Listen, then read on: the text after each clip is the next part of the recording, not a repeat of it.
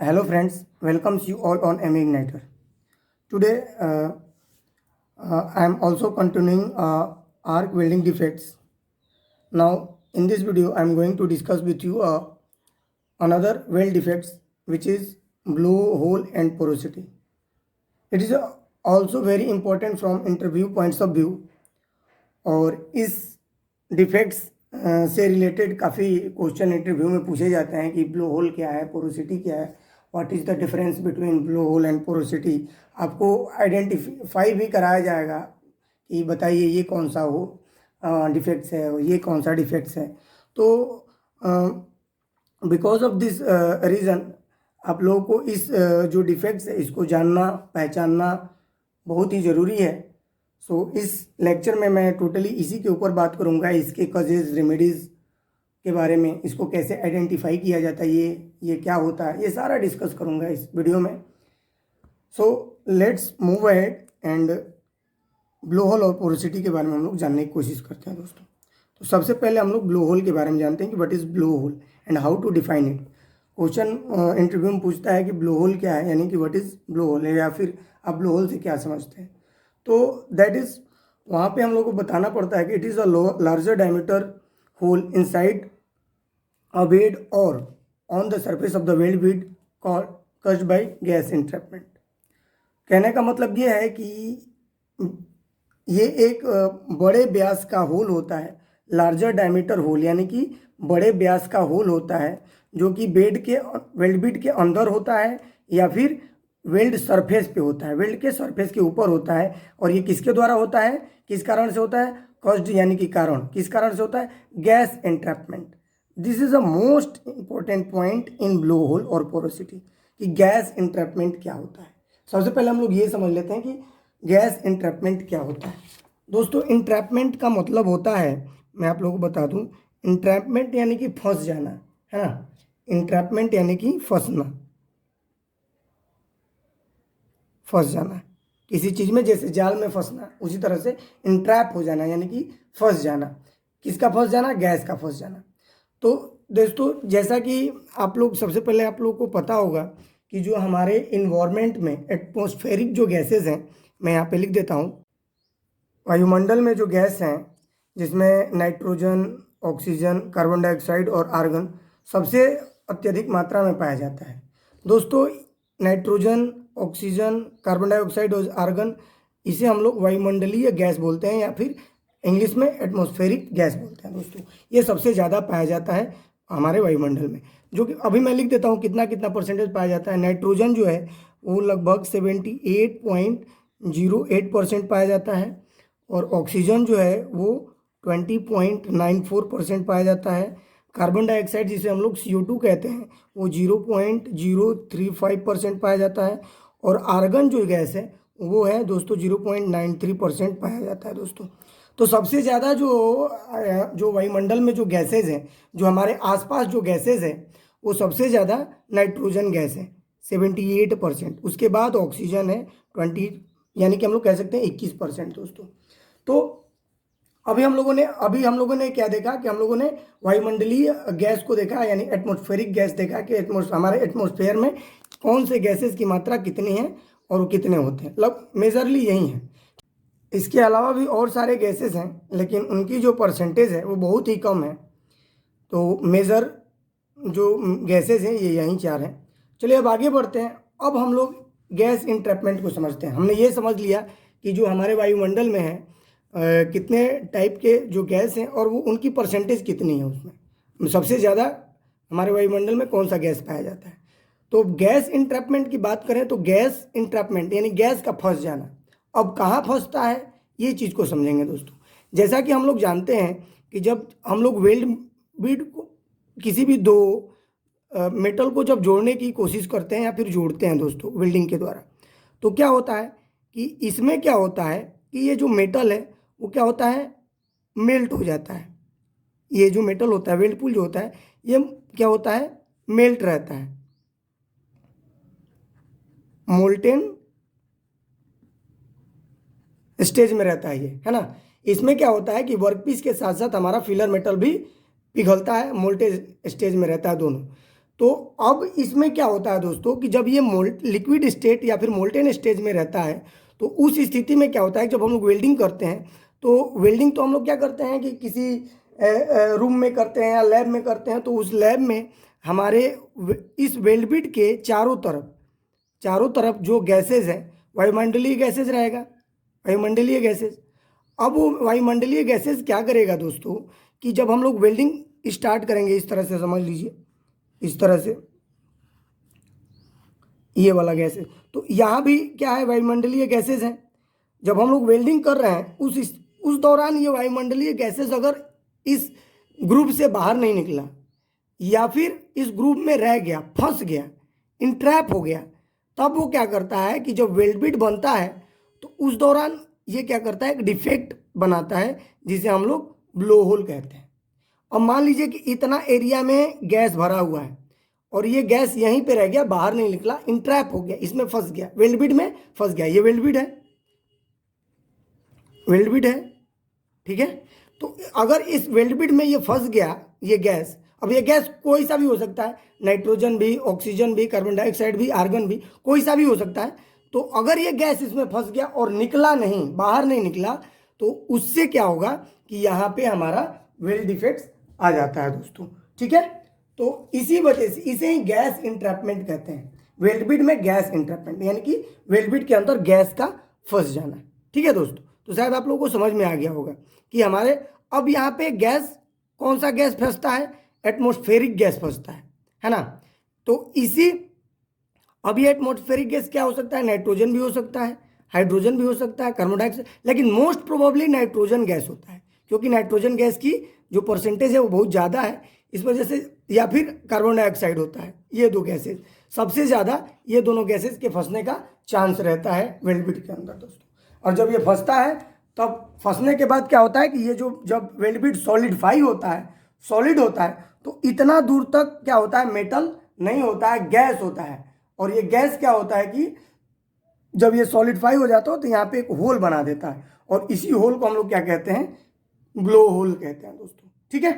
तो अब आप लोग शायद समझ गए होंगे कि गैस इंट्रैपमेंट क्या कहते हैं। एक बार फिर से समझ लीजिए, it is a larger diameter hole inside a bead और on the surface of the weld bead caused by the gas entrapment, यानी कि गैस के वेल्ड बिट के अंदर फंस जाने के कारण वेल्ड सरफेस के ऊपर या वेल्ड सरफेस के अंदर लार्जर डायमीटर के होल के निर्माण को हम लोग ब्लो होल कहते हैं, ठीक है। तो आइए इसको अब हम लोग, मैंने मैं आप लोग के लिए एक क्ले की हेल्प से डेमो पीस बनाया है, इससे हम लोग देखेंगे और आइडेंटिफाई करने की कोशिश करेंगे कि ब्लो होल हमें कैसा दिखता है वेल्ड बिट के ऊपर या फिर हमारा सरफेस के ऊपर, वेल्ड सरफेस के ऊपर दोस्तों। तो आप लोग ये देख सकते हैं, ये मैंने दो वर्क पीस है, एक वर्क पीस ये है, इस तरह से मैं रख देता हूँ। तो ये पीस 1 है, ये पीस 2 है, यानी एक पीस, दो पीस मेटल पीसेज हैं, इसको मान लेते हैं। इसके ऊपर ये आपका वेल्ड बिट है दोस्तों। अब देखिए वेल्ड बिट में ब्लो होल कैसा दिखेगा दोस्तों, क्या कह रहा है, it is a larger diameter hole. सबसे पहले ये आप लोग समझिए कि ये एक बड़े डायमीटर, बड़े व्यास का छिद्र होता है, बड़े व्यास का छिद्र होता है, होल यानी कि छिद्र। तो अब ये देखिए दोस्तों, ये देखिए, ये एक होल है, ये भी होल है और ये भी होल है दोस्तों। ये तीन मैंने होल दिखाया है। इसी टाइप के जो है ब्लो होल दिखता है वेल्ड बिट के सरफेस के ऊपर, है ना दोस्तों। ये अब ये किस कारण से आता है, तो गैस इंट्रैपमेंट के कारण आता है दोस्तों, ठीक है। अब ये क्या बोल रहा है कि होल इनसाइड अ बेड और on the surface of the weld bit. तो ये तो on the surface of the weld bit हो गया, यानी कि वेल्ड के सरफेस के ऊपर है। ये अंदर भी हो सकता है, यानी कि इस सरफेस के वेल्ड, जो वेल्ड सरफेस है इसके अंदर भी हो सकता है इस टाइप का होल। तो इसे ही हम लोग, इस होल को हम लोग क्या बोलेंगे, ब्लो होल बोलेंगे दोस्तों, ठीक है। अब आगे बढ़ते हैं और पोरोसिटी को समझते हैं कि पोरोसिटी क्या है दोस्तों। तो पोरोसिटी को भी हम लोग समझ लेते हैं कि पोरोसिटी क्या है। तो ये रहा पोरोसिटी। अब पोरोसिटी को कैसे डिफाइन किया है, it is a group of fine holes on a surface. दोस्तों पोरोसिटी भी होल ही है, क्या है, पोरोसिटी भी, it is also a hole, but ये कैसा होल है, ग्रुप ऑफ फाइन होल, यानी कि बहुत ही छोटे छोटे होल्स का एक समूह है, मतलब कि एक गुच्छा है, ग्रुप है, यानी कि ये अकेले नहीं होगा। ब्लो होल क्या था, अकेले था, लेकिन ये क्या होगा कि एक ग्रुप में होगा। जब भी बनेगा एक ग्रुप में बनेगा, और इसका जो होल का जो डायमीटर होगा वो बहुत ही फाइन होगा, यानी कि बहुत ही छोटा छोटा होगा। On the surface of the weld bit, यानी कि वेल्ड बिट के सरफेस के ऊपर कस्ड बाय गैस इंट्रैपमेंट, यानी कि ब्लो होल और पोरोसिटी दोनों है, it both are caused by gas entrapment. जैसा कि मैं अभी आप लोगों को गैस इंट्रैपमेंट समझाया। अब ये कैसा दिखता है ये हम लोग देख लेते हैं दोस्तों। अभी आप लोगों को इस वर्कपीस के ऊपर बड़ा बड़ा होल दिख रहा है, ये ग्रुप में नहीं है, ये अलग है, ये अलग है, ये अलग है, ये क्रेटर पे आया हुआ है, ये टॉप सरफेस पे आया हुआ है, ये थोड़ा सा साइड में है, ये तीनों क्या है, ब्लो होल है। लेकिन अगर पोरोसिटी रहता तो कैसा दिखता, तो porosity is a group of fine holes, यानी कि अगर इसको हम लोग ऐसे कर सकते हैं, यहाँ पे लुक लाइक दिस, ऐसे एकदम छोटा छोटा ही होल दिखेगा, फाइन होल्स, पतला पतला, मतलब कि कम डायमीटर का होल्स ऐसे होगा, और ये ग्रुप में होगा, है ना। ये किस में होगा, ग्रुप में होगा, ऐसे ऐसे, या फिर ऐसे, ये यहां पे भी हो सकता है ना। तो इसीलिए इसको हम लोग इस तरह से आइडेंटिफाई करते हैं, पहचानते हैं। मैं पहले बताया था कि आप लोगों को ब्लो होल और पोरोसिटी को पहचानने भी आना चाहिए, कि वो उसको आप लोग देख के पहचान जाए कि it is a blow hole और इट इज़ अ पोरोसिटी। तो मेरे को लग रहा है इस जो डेमो पीस है इससे आप लोग आसानी से समझ पा रहे होंगे। तो अब एक बार फिर से मैं बता दूं कि it is a group of fine holes on the surface of the weld bid caused bye the gas entrapment, यानी कि गैस के वेल्ड बिड में गैस के फंसने के कारण वेल्ड सरफेस के ऊपर जब छोटे छोटे होल का एक ग्रुप बन जाता है उसे हम लोग पोरोसिटी कहते हैं दोस्तों। ठीक है, इसको याद रखना, डेफिनेशन को बहुत जरूरी है, इसे समझना जरूरी है। अगर एक बार आप लोग समझ जाते हैं तो इसको आप लोग आराम से डिफाइन कर सकते हैं दोस्तों। तो ये हो गया हमारा पोरोसिटी। ठीक है, तो ये ब्लो होल और पोरोसिटी। अब आगे बढ़ते हैं कि ब्लो होल और पोरोसिटी आता क्यों है, क्या कारण है, कॉजेज क्या है इसका। ठीक है, दोनों का कारण एक ही है, क्योंकि किस कारण से आता है, गैस इंट्रैपमेंट के कारण, है ना, ड्यू टू गैस इंट्रैपमेंट। अब आगे बढ़ते हैं, कॉजेज देखते हैं। तो पहला कॉजेज है presence of contaminants oblique impurities on the job surface और ऑन इलेक्ट्रोड फ्लक्स। कह रहा है कि जॉब के सरफेस पे कॉन्टेमिनेंट्स या फिर इम्प्योरिटीज का प्रेजेंस, यानी उपस्थिति। जैसे मान लीजिए कि ये जॉब सरफेस है, ये जॉब सरफेस है, इसे हम लोग वेल्डिंग करना है, तो इसके ऊपर क्या होगा कि कॉन्टेमिनेंट्स हैं। कॉन्टेमिनेंट्स मतलब दोस्तों होता है दूषित पदार्थ, है ना, दूषित पदार्थ। अब वो दूषित पदार्थ क्या हो सकता है, वो दूषित पदार्थ तुम्हारा डस्ट हो सकता है, ऑयल हो सकता है, ग्रीस हो सकता है,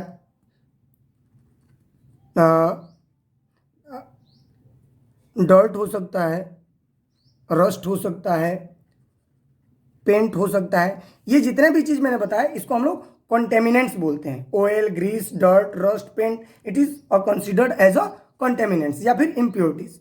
तो मान लीजिए इस सरफेस के ऊपर ऑयल है या फिर ग्रीस है या फिर डर्ट है और प्रेजेंट है इस पे, और उसको बिना साफ किए आप वेल्डिंग कर देते हैं, तो it might be causes of blow hole और पोरोसिटी, है ना। या फिर इसी तरह से आपका ये इलेक्ट्रोड है, ये इलेक्ट्रोड है और इलेक्ट्रोड के ऊपर रस्ट लग गया है, या फिर इलेक्ट्रोड गंदा है, या फिर इलेक्ट्रोड ड्राई है, एंड ड्राई नहीं है, मॉइस्चराइज है, उसमें मॉइस्चर है, तो it may be causes of blow hole और पोरोसिटी दोस्तों।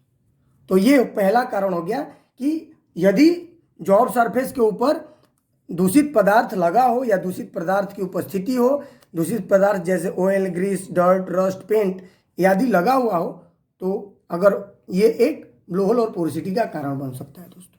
सेकेंड जो है वो है presence of high sulphur in the job और इलेक्ट्रोड मटेरियल।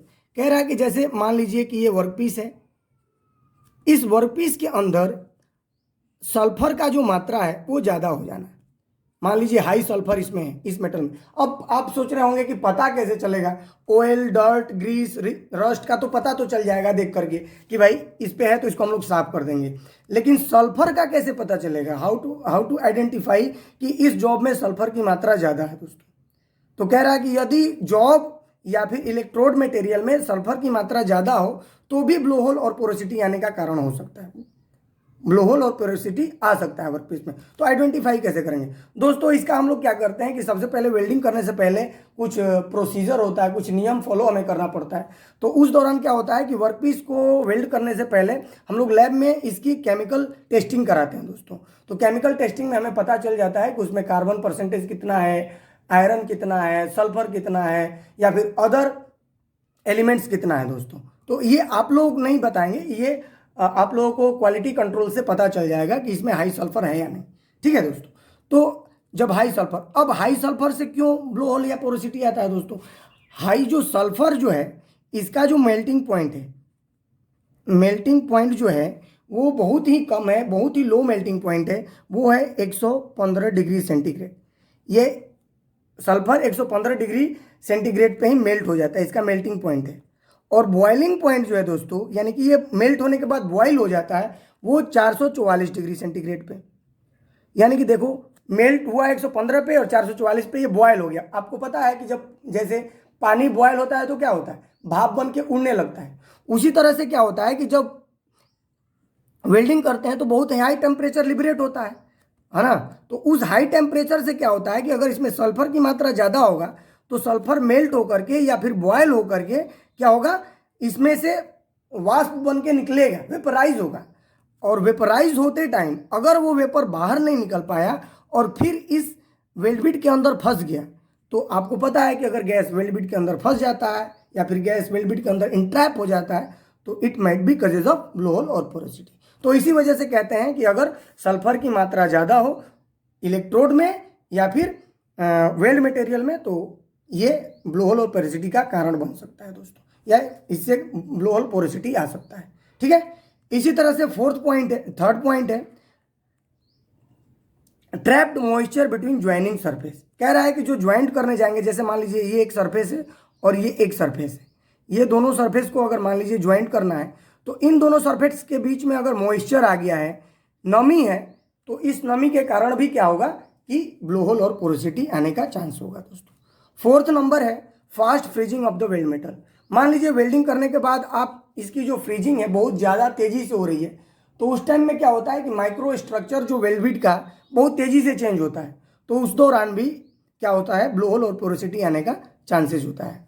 ठीक है। फिफ्थ नंबर है improper cleaning of the edges, cleaning of the edges, यानी कि जो वेल्ड करने के लिए जो जिस एज को हम लोग वेल्ड कर रहे हैं उस एज को हम लोग अगर हम लोग इम्प्रॉपर तरीका से क्लीनिंग नहीं करते हैं, इम्प्रॉपर यानी कि पूरी तरह से क्लीनिंग नहीं करते हैं, तो भी ये इससे क्या होगा, ब्लो होल और पोरोसिटी आने का चांसेस होगा दोस्तों।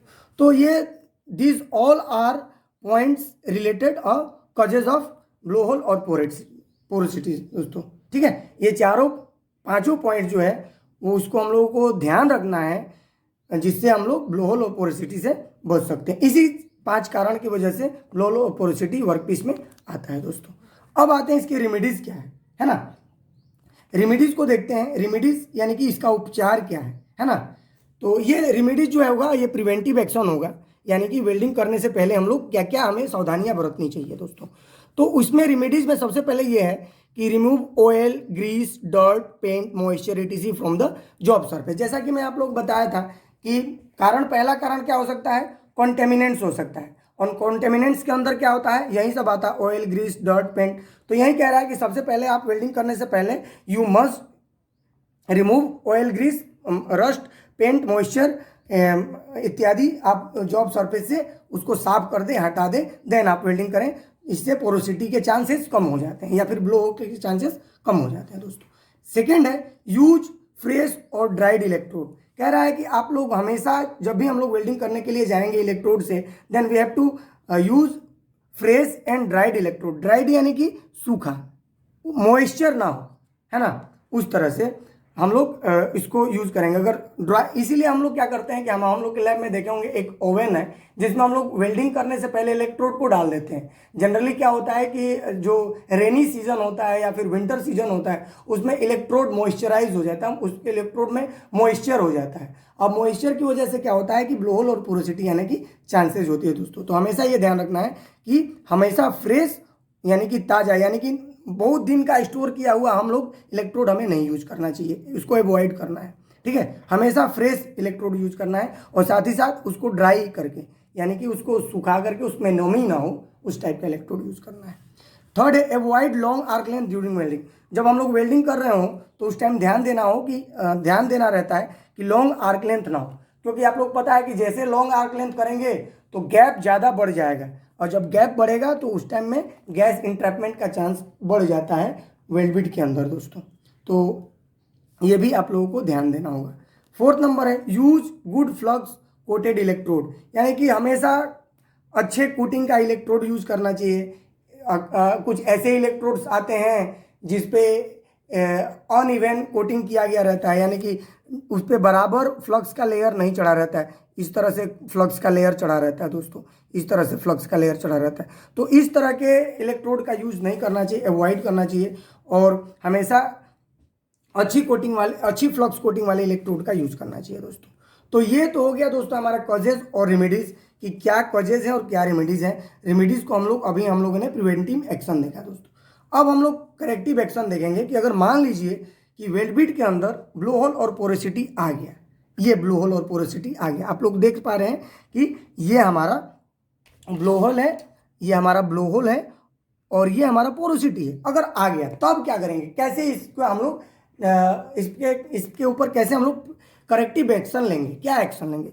तो सबसे पहले अगर मान लीजिए जॉब सरफेस के ऊपर आ जाता है, अगर जॉब सरफेस के मान लीजिए कि जॉब सरफेस के अंदर आता है, if inside the job surface आता है, यानी कि ये जो weld surface, sorry job surface नहीं, वेल्ड सरफेस, तो इस वेल्ड के अंदर आ गया तब हम लोग क्या करते हैं। तो वो तो भी सिंपली देखने से तो पता नहीं चलेगा, इसको हम लोग ले जाके रेडियोग्राफिक या फिर हम लोग एक्सरे टेस्टिंग कराते हैं। तो जब एक्सरे टेस्टिंग कराते हैं तो पता लगता है कि भाई इस एरिया में, यहाँ पे जो है इस एरिया में वो क्वालिटी इंस्पेक्टर हमें बता देता है कि इस एरिया में आपका मान लीजिए ब्लो होल है। तो हम लोग उस एरिया को क्या करता है कि मार्क कर देता है, फिर वेल्डर के पास आता है, फिर इस एरिया को वेल्डर क्या करता है, गाउजिंग करता है। गाउजिंग इन नथिंग, इसको क्या करता है, गाउजिंग का मतलब होता है कि इस पार्ट को क्या करेगा कि वेल्डर काट करके निकाल देगा। गाउजिंग इलेक्ट्रोड यूज करता है दोस्तों वेल्डर। यहाँ पे हम लोग जब भी गाउजिंग करना रहता है तो उस स्थिति में हम लोग एक गाउजिंग इलेक्ट्रोड अलग आता है उसको यूज़ करते हैं और with the help of gauging electrode हम लोग क्या करते हैं, इसको गाउजिंग करके मेटल को यहाँ से मेल्ट करके और वेल्ड बिट से मेटल मेल्ट करके हटा देते हैं। इस तरह से कुछ इस तरह से पूरा हटाने के बाद फिर दोस्तों इसको क्या करते हैं, रीवेल्ड करते हैं दोस्तों। देखो रीवेल्ड करते हैं यानी दोबारा इसके ऊपर वेल्डिंग करके इसको भर देते हैं। तो ये हो जाता है हमारा corrective. If it is inside the weld then gouge it and reweld, यानी कि इसको गाउज करें, इसकी गाउजिंग करें और फिर इसको रिवेल्ड कर दें दोस्तों। ये तो हो गया अगर inside the weld by. If it is on the surface then grind it and reweld. कह रहा है कि यदि सरफेस के ऊपर आ जाए, ऐसे आ जाए, तो नॉर्मली इसको क्या करना होगा कि ग्राइंडिंग व्हील से जो AG4 ग्राइंडर है उससे हम लोग क्या करेंगे, इसको ग्राइंडिंग कर देंगे, इतना ऐसे ग्राइंडिंग कर देंगे, इसको भी पूरा ग्राइंडिंग कर देंगे, यहाँ सब ग्राइंडिंग करके काट देंगे इसको ऐसे। और काटने के बाद इसको हम लोग क्या करेंगे, दोबारा इस पर वेल्डिंग कर देंगे। तो this is a corrective action for blow hole and porosity दोस्तों। तो आई होप आप लोग इंजॉय किए होंगे इस वीडियो को। इस वीडियो में फ़िलहाल इतना ही। नेक्स्ट वीडियो में मैं आप लोगों के लिए इसी तरह से अलग अदर डिफेक्ट्स के बारे में बताऊंगा। तो आज इस वीडियो में इतना ही। Thank you for your kind attention.